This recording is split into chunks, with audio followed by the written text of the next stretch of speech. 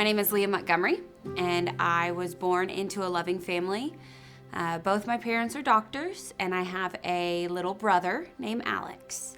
I was so excited when my brother was born.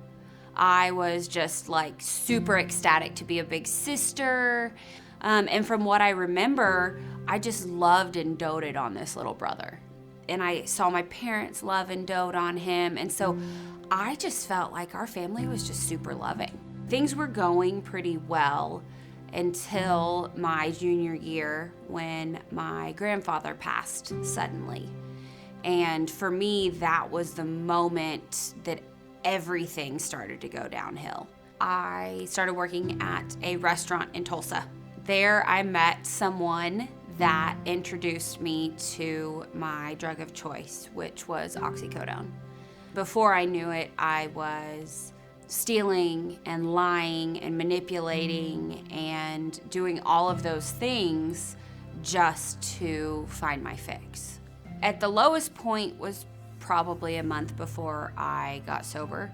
It was just this culmination of 3 weeks of hell that really, when I woke up on a Saturday morning, I just couldn't stop crying. I was just completely broken. I felt broken. I called my mom and she didn't answer, and I was like, I'm just gonna try my dad. So I called my dad and he actually answered. I told him through sobs what was going on and that I needed help. And he was like, okay, what I need you to do is I need you to get in the car and I need you to come to our house right now. But you're gonna figure this out. I went to a treatment center called The Zone. Hope is Alive would bring a meeting once a month to the treatment center. And at first it was like, oh, okay, it's another meeting. I was still kind of in a fog the first month. But then the third month they came and they were so open about what they were struggling with. And they genuinely looked like they were friends. They genuinely looked like they would have each other's back.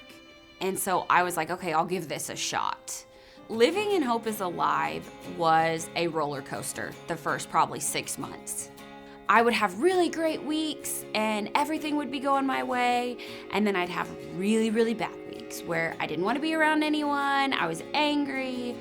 But I realized that even when I had those really bad weeks, the girls that I lived with loved me the same way. And so for me, living here was a blessing because I realized that people truly liked me for who I was. Within the first 6 months, my brother got sober. It was really, really cool because it was an answered prayer. Today, I am a faithful friend. I am someone that others count on, and that's a big part of who I am now. Is just a very honest, open, transparent person. Graduating from Hope is Alive was the first thing that I finished in an extremely long time. This was the first thing that I owned and I did that made me a better person, made me who I am today.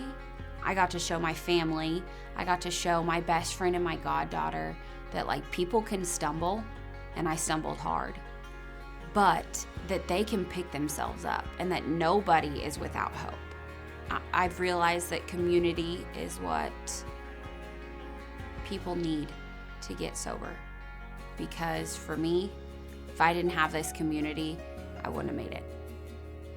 These women made me feel safe, and these women made me feel loved and made me feel like I was worth working on and becoming the person that God has created me to be.